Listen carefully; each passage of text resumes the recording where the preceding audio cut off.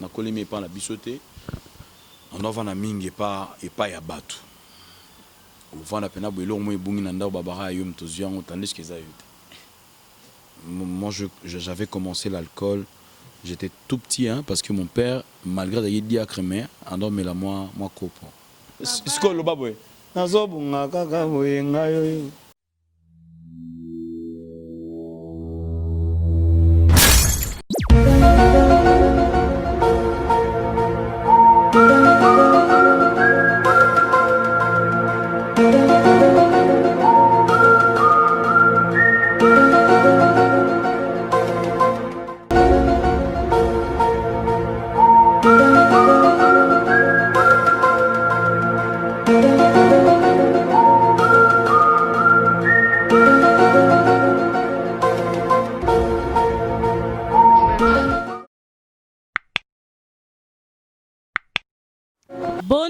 Bonne année à toutes et à tous et shalom, vous qui nous suivez partout au monde.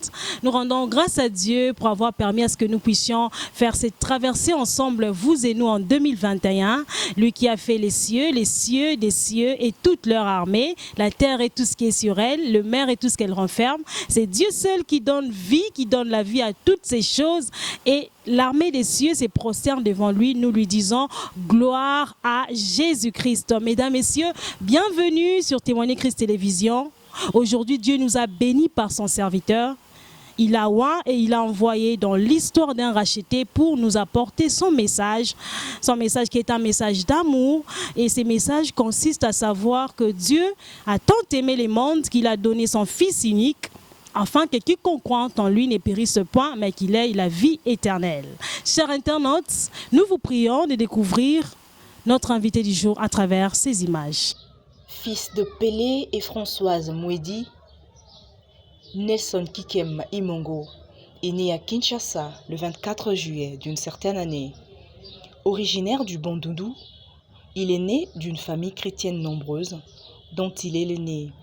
Nelson Kikem est marié à Madame Gradingoya Kikem. De leur union est sorti Trésor Kikem Imongo. Ayant eu un long parcours religieux dans plusieurs églises où il chantait dès son jeune âge.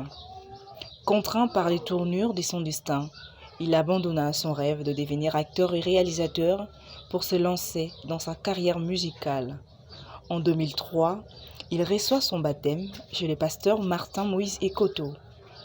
En février 2006, il débute sa carrière musicale aux côtés du frère Patrice Ngoï Moussoko jusqu'en 2010, où il se décida d'écrire sa propre histoire en lançant sur le marché des disques son premier album intitulé « C'est pour bientôt », un album qui lui a valu un succès incontournable. Il est là, notre invité du jour. Mesdames, Messieurs, dorénavant, vous le connaissez. Il s'agit du frère Nelson Kikem qui est venu nous bénir à travers son témoignage.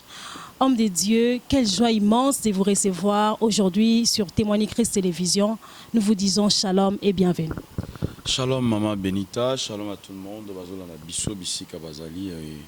Je suis vraiment très béni d'être là avec vous dans cette émission. Alors, ce qui est sûr, nous allons témoigner la grandeur de Dieu et de tout ce qu'il a fait pour nous. Et surtout à continuer parce que nous avons un chantier. Donc, je sais bien que nous allons passer un bon moment dans cette émission. Gloire à Jésus. Mesdames, Messieurs, c'est avec lui que nous allons témoigner les bontés infinies de l'Éternel. Ces bienfaits qui sont innombrables. Et Dieu, je crois, par la puissance du Saint-Esprit, qu'au travers de son témoignage, des âmes seront sauvées. Homme de Dieu, chantre de l'Éternel. Toko tambala moko na vifia likambona biso ya lelo. Émission Oyoza bilingue. Vous allez vous exprimer en français. Sota lingala, ndenge kaka esepelisa bino ndenge pe kaka yela bino. Te to utiliser deux langues kaka. OK. Ma première question est de savoir qui étiez-vous avant de rencontrer Jésus? Parlez-nous de votre parcours. Jusqu'à ce que vous rencontrez Jésus, c'était comment, c'était où, c'était quand, c'était pourquoi. Donc nous voudrons savoir votre parcours jusqu'ici avec Jésus-Christ. Gloire à Dieu. Je suis d'abord, je suis né dans une famille chrétienne. Et puis, Nzambe asala biso grâce. Toye kokutana ye, tozaki bato moko. En fait, moi je nakutana Nzambe bon moi nakutana Yesu, je veux dire na bon moi na mobimba. Donc je passais réellement bangonga nangé belé na église. D'abord c'était en 1996 que na yamba Yesu. Donc voilà. Et là que poussanga na yamba Yesu, ils a en fait ils a destin. Ouais, pour l'anglais ils a destin parce que ils avaient déjà bongo et bongo samara bongo. Mais et le monde c'est que là on a zay moi là que non moi batu nyonso ba osukaka. Batu nyonso bazo silaka. Mais Yesu ti siko toza ka nae. Kaka nga ngate mais bakoko nanga bazala. Mais Yesu ko ba betela nga lisoza Yesu il y a Jean-Paul DT, bien Jean-Paul IV. Mais je parle de Jésus-Christ. Ça veut dire que il existe toujours. Alors j'avais tout compris que Asa vraiment à ma casque les gabatunions, je suis obligé il y a cause à l'intimité. Donc c'est pour cela que ça m'avait aussi influencé. Il y a Royamba Yesu et puis voilà. Pour vivre la réalité, je suis soupé. Quand la carte il y a ensemble, je veux dire. Alors le bandit si batunyo so ba ndeba vivaka en fait ndenge bana nyoso kokola ba ndenge ezala ngana iko apprendre marambe belé na malam na mabe, c'était dans l'église. Ozomona donc to comme pe na niveau mo pe okomi ko yeba marambe belé ya mabe, ils étaient quand ba entourage dans nos azana on a bato église et puis voilà. En fait, je passais mon temps beaucoup plus dans l'église et j'ai appris beaucoup de choses dans l'église, le bien et le mal. Donc c'est un peu ça. Papa Nelson, olobi ke yo moko olobi batu nyonso ba oleka me Yesu asilate. Ezalika yo moko est-ce que mutu moti apesa ki ogu wana Olanda Jésus vite non ngape funa na mutu ezaki par le canal de quelqu'un ou bien bino mo kaka na ndoto bino mo bola mingi na ton kaka ezaki nondi. En fait ezaki na canal il y a d'abord il y a pasteur Nanga. Il y a pasteur Nanga Moïse Koto Nanzela naye et en a relaxé biso nzamba anani. Yesu anani. Et c'est par là que nous on appelle quoi azozana bango on a dans la vie à pasteur nanga ndenge ezala. Donc je et ko repère aux appels mutu nyonso akoyepe nene ko azanga anga zape canal ya pour na ba Yesu. Mais beaucoup plus ezali pasteur nanga parce que nga na pena enfant chéri à pasteur nanga Moïse Ekoto Martin Azati Lelo église Mipedek pour na yambi Yesu kuna. Et puis Nanzela naye nana redécouvrir que ba valeur est belée. Bato bazarana Yesu bazala la kimia d'abord pas seulement kaka kozwa les richesses au biso to lukaka sa moi mais ouais maka c'est ça kimia parce que lui-même c'est le prince de paix et puis il y a des poussanga vraiment que nga pe fona na conseil la kutu nzambe ko te na yamba Yesu donc c'est un peu ça. Vous l'avez imité sa foi. En fait normalement c'est juste que na tali na mus n'habité na kangami ndenge bakino baloba que au mekio saini no kangami ngasko na megrate mais j'avais tellement soif de vivre avec cet homme parce que j'ai beaucoup de témoignages de ce qu'il a fait dans la vie des autres et na ba que ngapé on dirait que nous avons un témoignage on a témoigné. Gloire à Jésus, homme de Dieu. Êtes-vous né dans une famille chrétienne?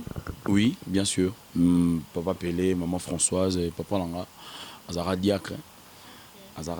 Et puis Nanzame Malamu. Et puis maman Langa, Andorsambe na Bima. Église Bima. Ouais, église Nanga Liboso, Tondo Kena maman. Mais Naimba et Sukunate. Donc voilà, parce que déjà, parce que moi je suis né à Njili.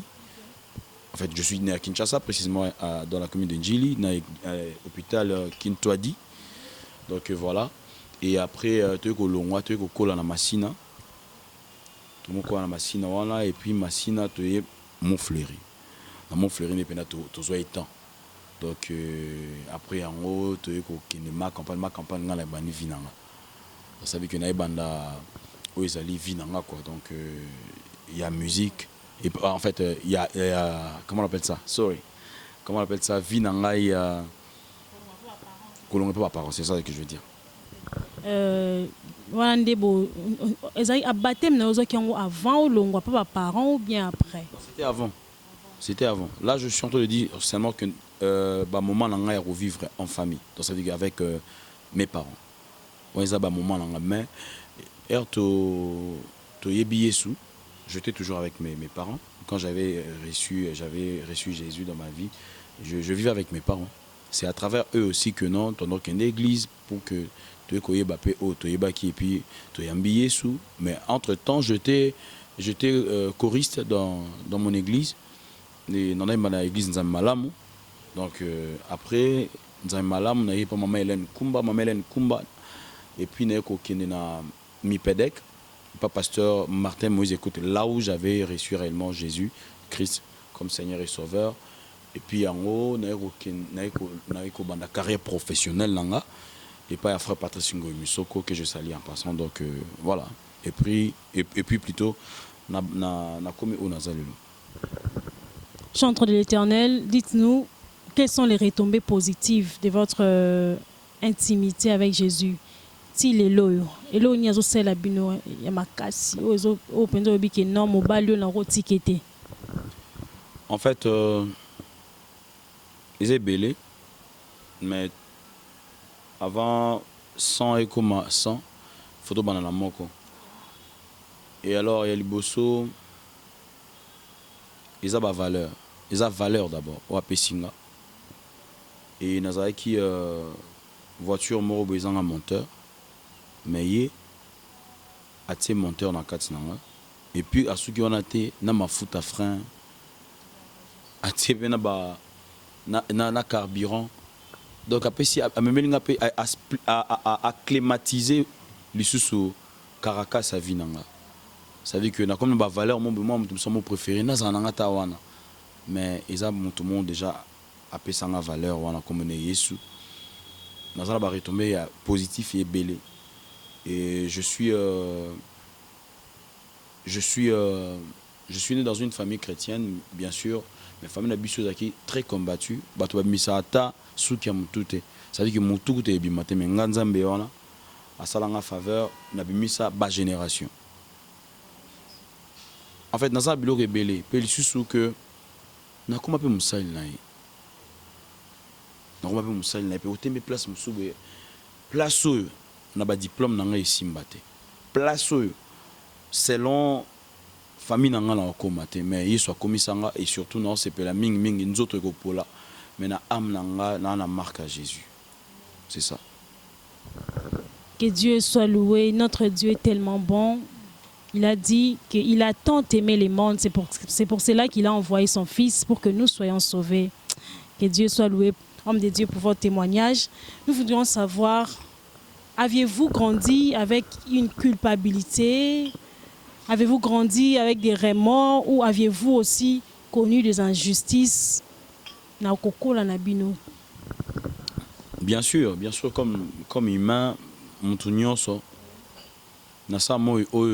j'aime bien parler que, j'aime bien dire plutôt, on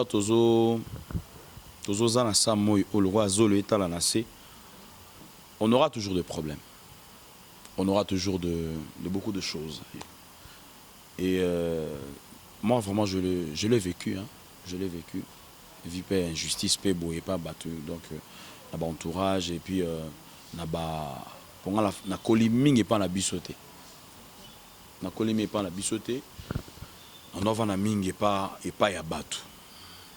On va na pena bwelo mo ebungi na ndao babara yo mtozi yango tandis que ça yote. Ozomona. Et en plus tozo lokota mo ba comportement mususu pe na ba selon ba réalité mususu pe tondo ba réalité mususu tondo vivre. Au monde elo mususu sali yango parce que ngape ba sali yango elo mo boye. En fait, nous avons eu beaucoup de choses pour nous répondre aux questions. Ben, justice à ma case. Surtout dans la musique, au sens que si on a mon donc et simbate. Quand je me limite par là, tout le monde a une église, parce qu'il y a d'autres personnes qui pensent que injustice est à la cananda quoi païen. Non. Les lopes côté dans l'église. Aux hommes, dans moi, le pasteur, il a le fond de la moi. Mais tandis que, Bamisou,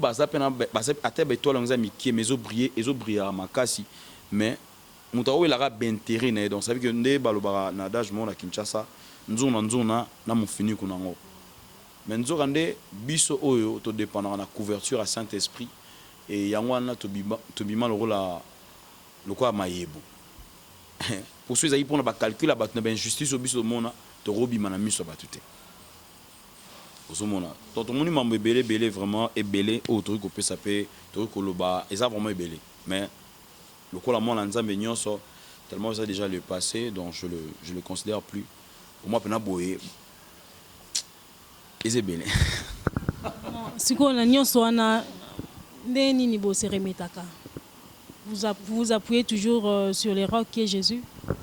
Mais bien sûr, parce que Bibezo Abisso, venez à moi, vous tous qui êtes chargés, je vous donnerai du repos. Ça veut dire que non, n'a pas injustice, il n'y a pas le repos. Le repos existera na injustice. Alors, ngai na rosa na bande qu'on a gouvernement te maintenant ne au moins va na trône comme on est Jésus. Ça veut dire que non, yende muto rope sanga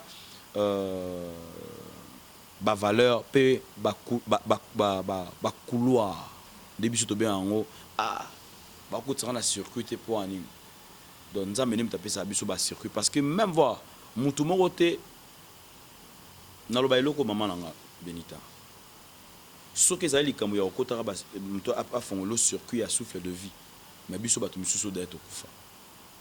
Alors circuit makasi nzamba kotsa biso.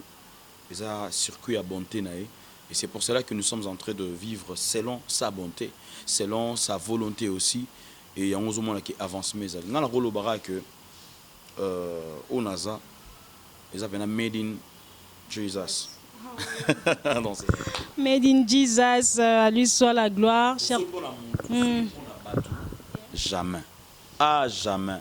Et on s'en dit, il y a un mot que nous disons, Yimba, Nabi, nous avons une question. Parce que nous avons barré les canons. Nabi, ah, n'a qu'à église vraiment. Injustice à bout.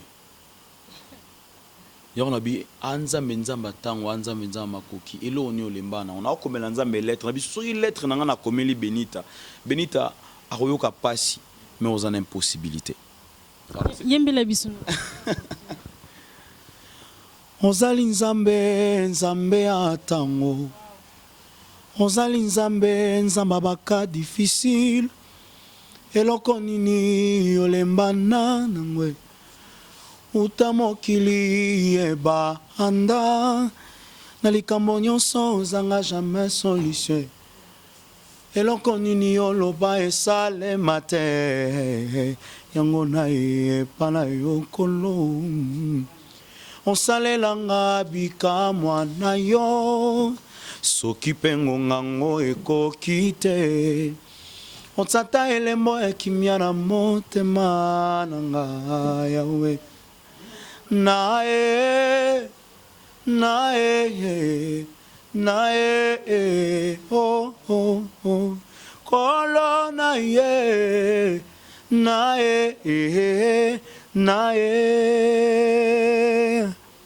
malade nini yobikisaka te mbobola nini yosilisa te mobali nini yoboya ye abala ye. Cette fois-ci na koyemba na mariage à moto moko azolanda wa malade nini yo bikisaka te mobola nini yosilisa te mobali nini yoboya ye abala ye mwasi nini yoboya ye abota mwana kelasi nini yoboya ye asilise esalema te pe na yoka te yango na epa na yo nkolo osalelanga bikamwa na yo soki mpe ngongango ekoki te On t'entend les mots qui m'y na motema nanga yawe yangola sengi nayo. C'est ça. Vraiment, que Dieu soit loué. C'est un chant, c'est un cantique béni, un cantique merveilleux. Homme de Dieu, nous sommes bénis par votre témoignage. Mon frère, ma soeur, yo muto vivre dans la dépression, il n'y a qu'une seule personne. Oh, ko bimiso nango. Ne t'appuie pas na masanga, ne t'appuie pas na drogue, ne t'appuie pas na impudicité, qu'on peut se solution té. On a toujours enfoncé. Notre frère vient de le dire, il a connu des injustices.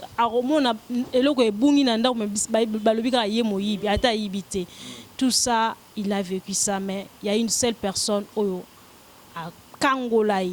Il y a un truc aussi, j'avais oublié, maman. Pour moi, par exemple, l'ambi biloko. Ils ont privilégié. Pas battu. Ça veut dire que ceux qui jouent à nos mois pour nous, on a vraiment, comme ça nous a. Ça veut dire que bon, balé missouni. Mais ceux bon balé pour nous, ils ont que ozelata ata maya lob, on est tout biso bien, maya sucre, au bien ozela honte. Ça veut dire que solo. Je me souviens un jour.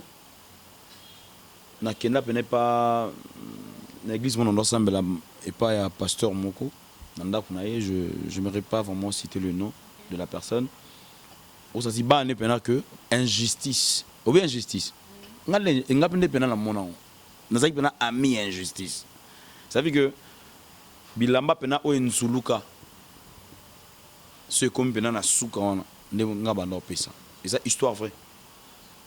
Il y a Nazarana Varese dans Amorobo et à Juventus. Mouni Varese à Juventus, ils ont vraiment noir et blanc. On a pantalon, on a servette, moko ya pembe. Si on a comme une église, moi la pasteur wana. Et ça quoi frère Nabiso, Nelson, mais ngam nazaka maman animateur en église. Nakata ya groupe Nabiso.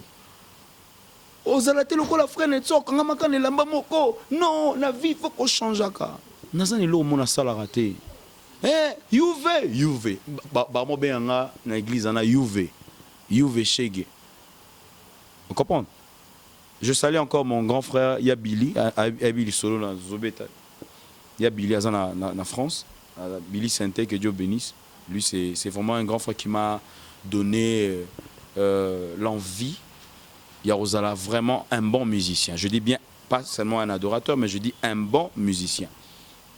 Alors, au senti pendant que l'amba sandal comme pendant d'or yaro kauka. Mais ba pesio. Pe po pesango, faut ça la boy, faut même na ba mai. OK to ka ba mai so wapi. Après donc jour sala ngako do passi na iba bango ce soir. Naïba bon c'est choix na téléphone mais le téléphone ce que va kanganga le téléphone va kanganga parce que déjà na bima nanga nango na bima nanga en fait ça me fait rire aujourd'hui mais c'est pour cela que j'ai totalement raison ya oloba sans Jésus na za nani inena koma nani lelo et na kozala rampe nani sans Jésus. Alors naïbi c'est choix na côte on a bilamba la ke pour na teka na teka na Koweït ba sérieux wala na gete on na Koweït mais téléphone que ça CMS parce que CMS et bima qui sika sorry pour la publicité.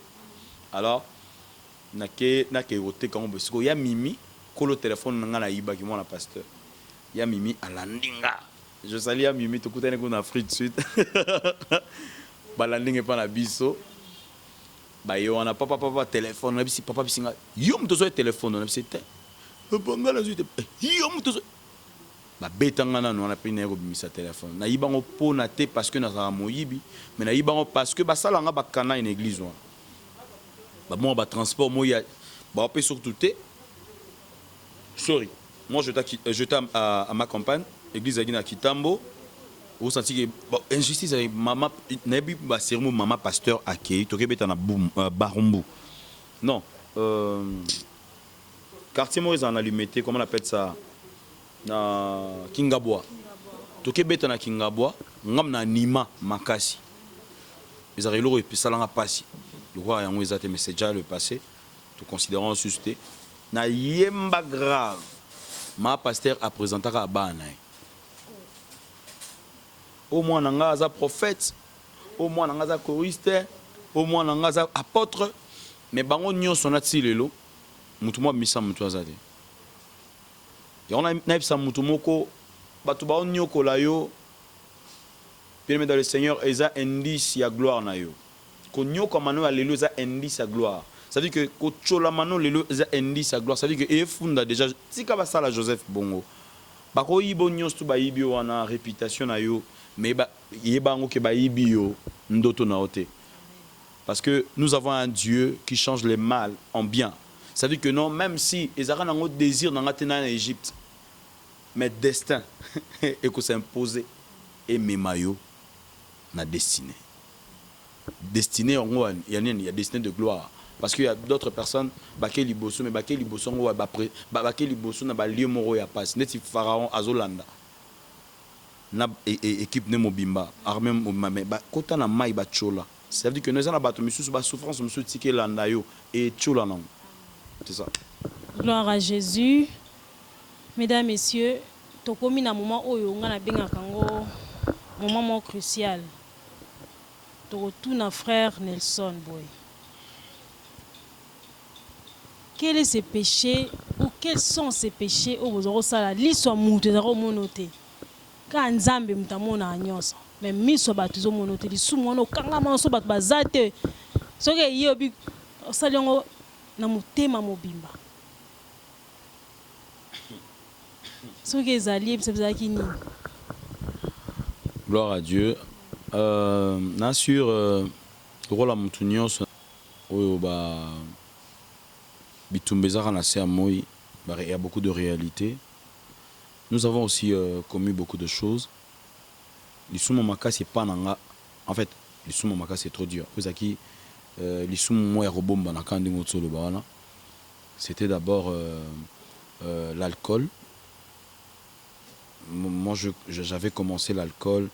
J'étais tout petit, hein, parce que mon père, malgré d'ailleurs diacre, mais en dormait la moi copain.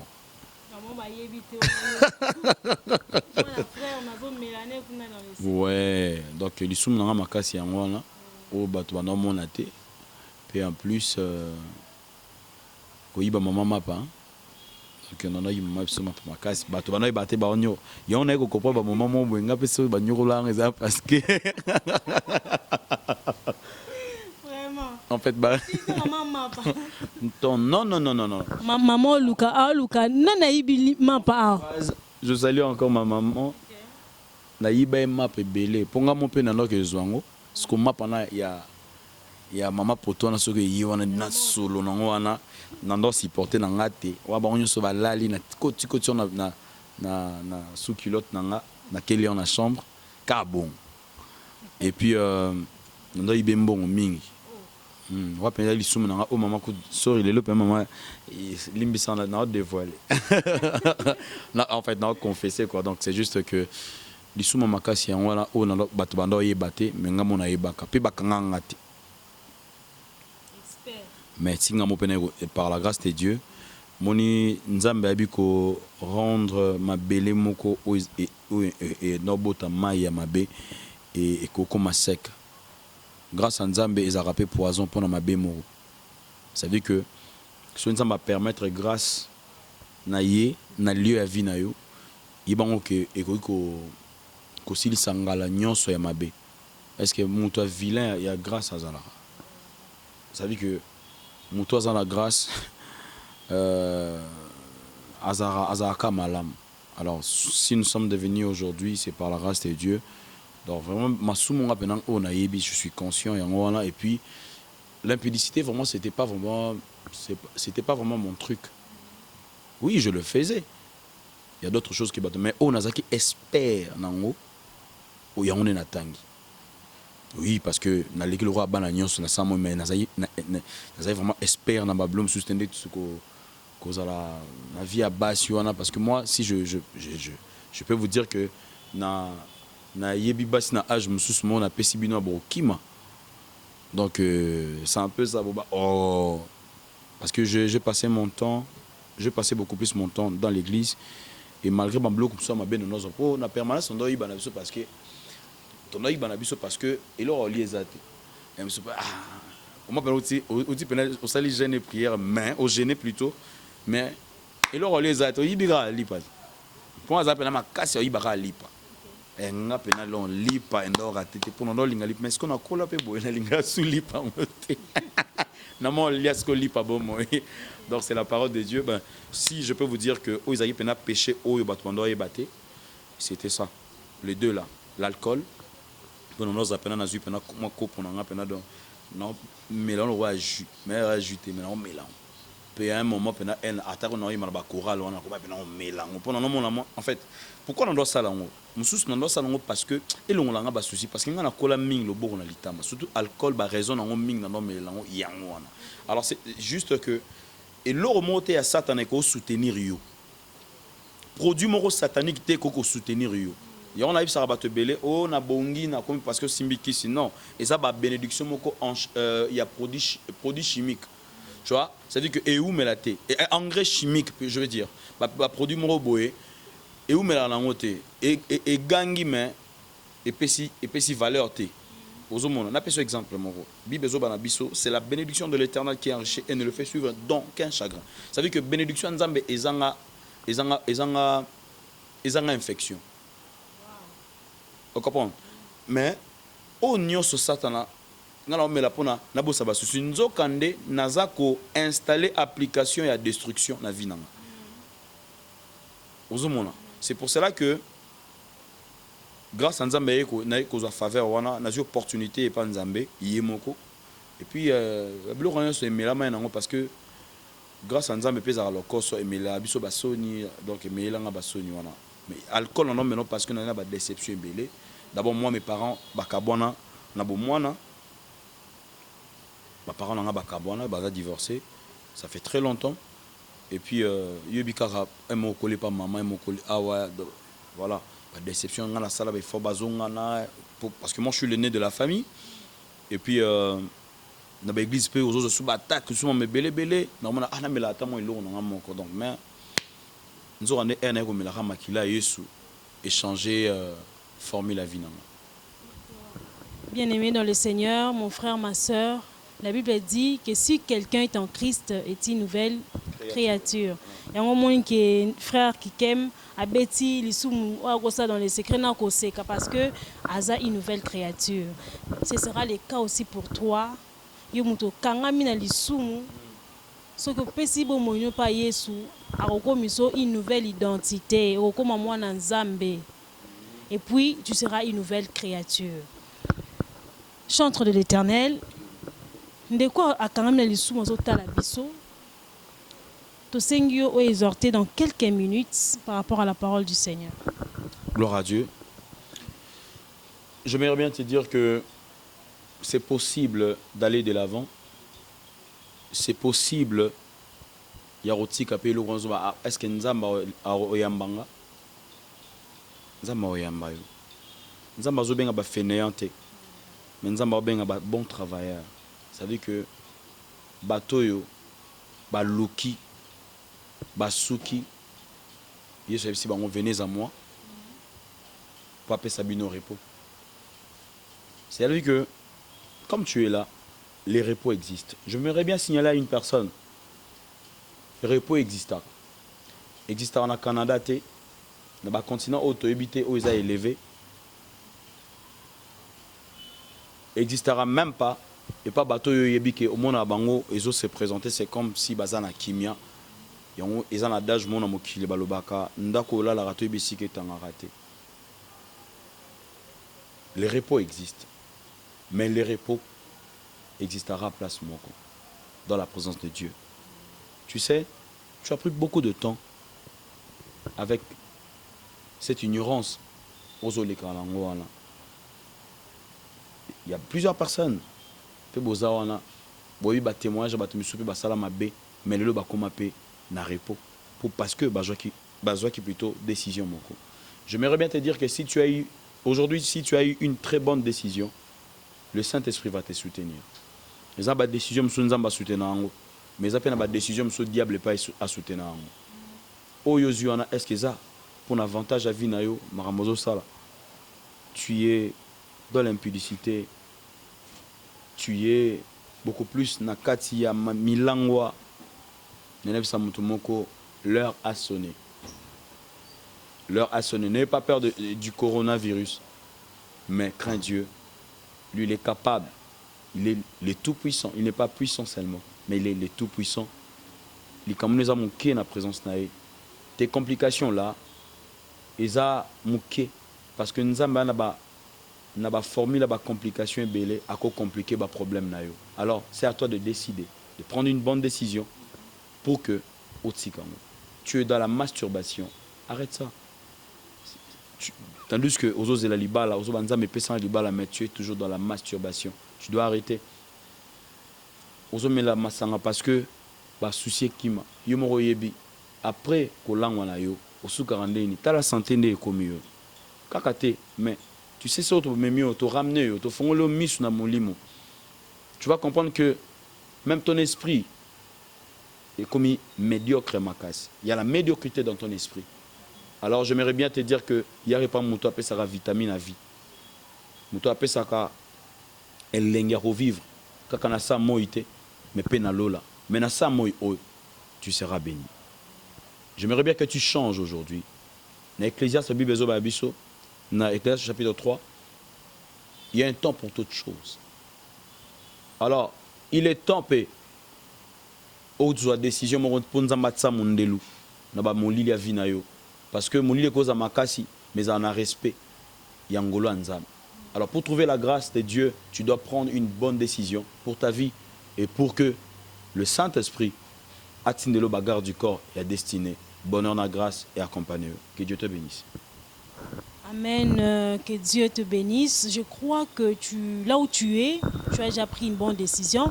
Mais comment je vais faire pour recevoir Jésus? Homme de Dieu, to sengi o sungai à rejoindre biso na famille o to bengi famille azam. Alors c'est pour cela que je viens de le dire que ils ont pas décision msusu. Nzamba appuya ngo. Mais Satan a pu appellent la décision sur Satan a pas ça à appuyer quand dit ça miso nga pena muto makila mabe nga place on a biso to kota te parce que biso to ko ma PDG te pour baler à biso avant la famille.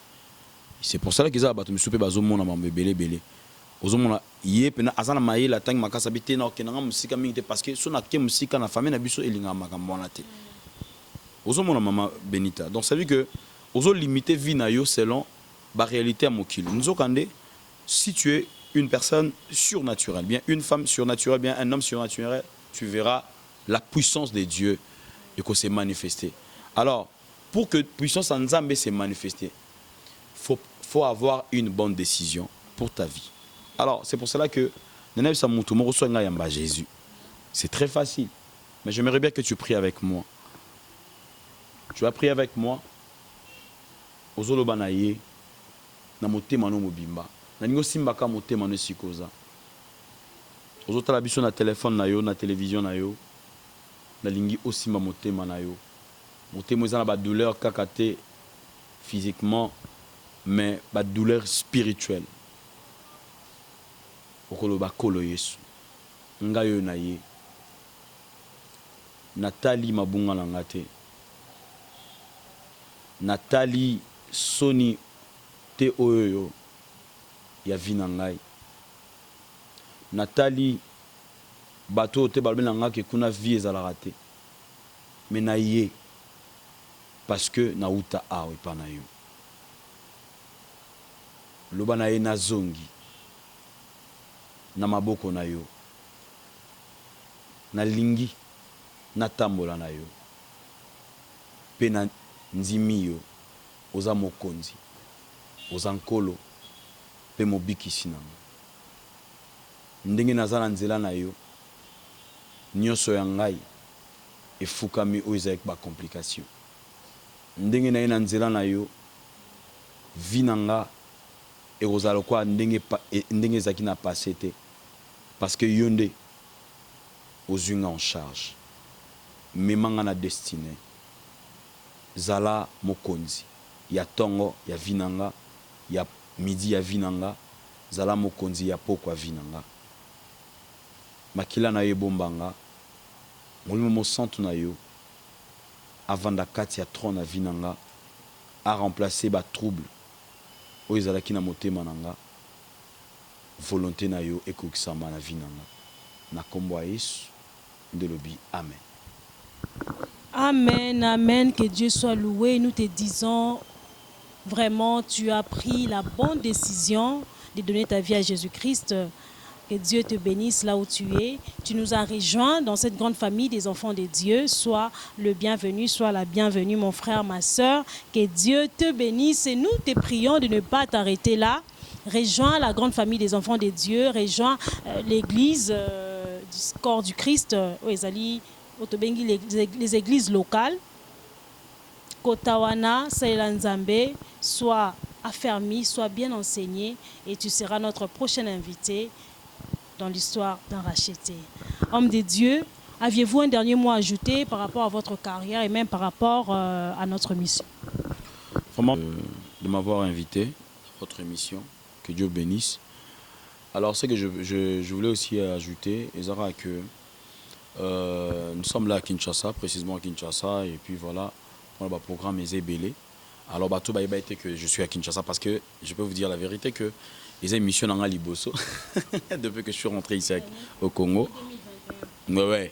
Donc, en fait, depuis quand on est au Congo, émission dans Liboso, alors on a appelé ça programme Nabiso. Bientôt là, nous allons commencer le programme Nabiso au Izalaki en 2020. Et puis, toujours améliorer Makasi Susu. Et Namakamebele, tout ça, Narasad, rassemblement des adorateurs. Et ils allaient chaque vendredi. Ils allaient nuit d'adoration, tout ça, l'adoration. Et puis, tout ça, la déclaration de Souka. Parce que adoration, une adoration pure, ils ont invitation moi à Makasi pour Nzambe et pour Nzambe. Ils ont invité Nzambe. Et Nzambe a possibilité de pouvoir, ils ont la possibilité de décider autrement. Alors, je vous en prie vraiment que ce Nzambe a possibilité de vous contacter Bisso pour vos régions de Bisso. Na rassemblement, ça sera une très bonne chose. Et puis bientôt là, nous allons lancer 2 cantiques comme ça. Dans ça la remix Moko, il y a Nzembo, il y a Ngolu. Il y a une chanson là, Naïmba Pena 4 albums. C'est pour bientôt dans mon premier album, pardon. Et Ngolu, tout ça remix. Et puis tout ça, Bablo, Msuba surprise, Msu Soupé par la race de Dieu te représenter Bino. Et Liloba Souk en Roloba. C'est ça, non? Donc, c'est pour bientôt Moutomo Azo Seka, c'est pour bientôt Moutomo Pazolela. Ça veut dire que, pas si à Vino Zolela Kalamingite, mais c'est un Vino Pe Ezo Seka. Et alors, Moutomo Wakoti na année à Sika, na souhaité bonne année. Bonne année, ça m'a coloté tout bête avec pétard, tout ça là qui va, comment on appelle ça, tout melaki, tout liaki. Mais janvier est servi au Bolamou, février est servi au Bolamou, et mars, pourquoi pas, moi, nous sommes à décembre. C'est-à-dire que l'oko nyonso 2020 et melaki, alors déjà sans elaki déjà en 2021 parce que bonheur à vinero qui est à bongoté, parce que mbisi souka sans kaka Jonas, parce que Jonas a sorti une très bonne décision et nanaïf samutumoko bénédiction des 8 décisions et zanayo. Alors déjà 2020 à Sanzela qui ont déjà en 2021 et que Dieu vous bénisse abondamment et Nzamba Zanabino, après déjà le programme Nabiso, je salue encore ma femme depuis chez moi à l'Europe et mon fils Trésor Kikem, Madame Gradi Ngoya Kikem Chimanga, que Dieu te bénisse. Je salue encore Stella, je salue tout le monde, mon manager général Solange Chimba. Je salue encore Laetitia Mutaba, je salue Maman Flore, je salue Yanacha, Bilomba, je salue tout le monde, mon groupe, que Dieu vous bénisse abondamment et surtout merci na Bande Konabiso. Bande Konabiso dans la caméra.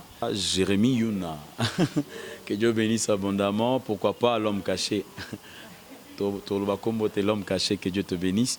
Et je salue encore mon pasteur, Paul Kayembe, mon père spirituel, que Dieu bénisse abondamment. Je salue encore mes parents, je salue encore mes frères et sœurs, Balé Kinanga, famille Kikem Obimba. Je salue encore Moutumo Kwazo Matana Motema, mon frère à moi, Nathan.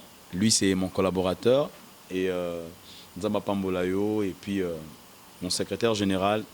Et Que Dieu te bénisse encore abondamment, le frère Glody. Merci beaucoup, maman Hélène Dikoka, papa Charles Dikoka, que Dieu bénisse. Et que Dieu soit béni, que Dieu soit loué. Homme de Dieu, nous étions énormément bénis par votre témoignage. Que Dieu vous bénisse en retour. Amen. Gloire à Jésus. Chers téléspectateurs, c'en est fini aujourd'hui pour ces numéros de l'histoire d'un racheté.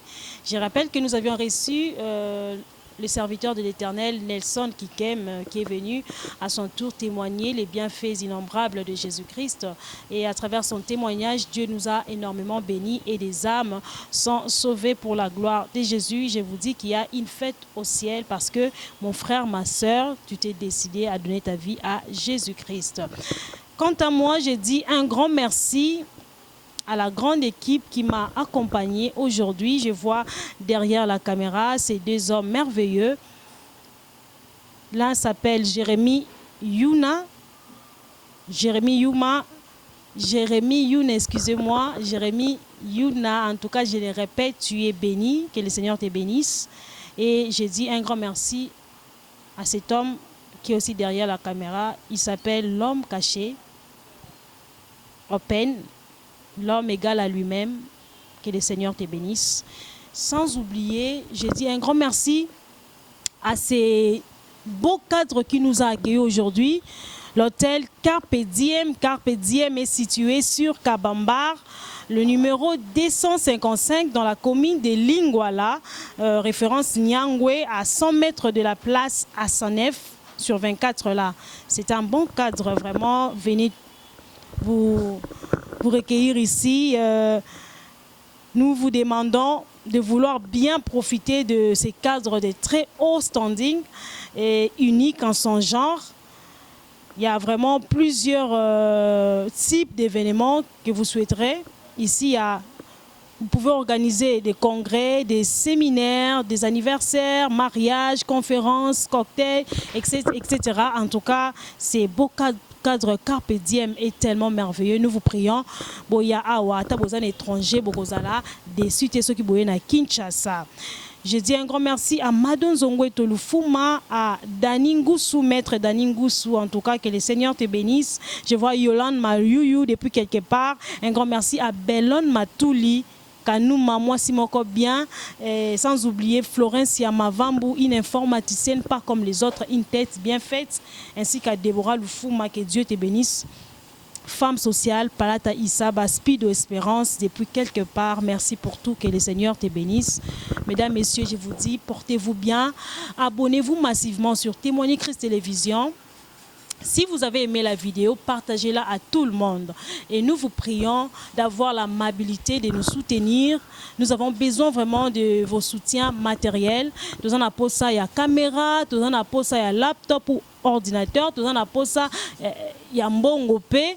Ce qui bozana makoki et kozala esengo mingi zamba sunga bino asimba mitema na bino, telle est notre prière pour soutenir œuvre oyo bobenga biso na numéro est affiché wana. En tout cas toko yambango ne sengo mingi et le Seigneur ne manquera pas à vous bénir. Portez-vous bien, à nous revoir pour le prochain numéro de l'histoire d'un racheté. Bye bye. Frère Nelson Kikem nzembo ya suka po na osepesa Madon Zongweto Lufuma depuis quelque part.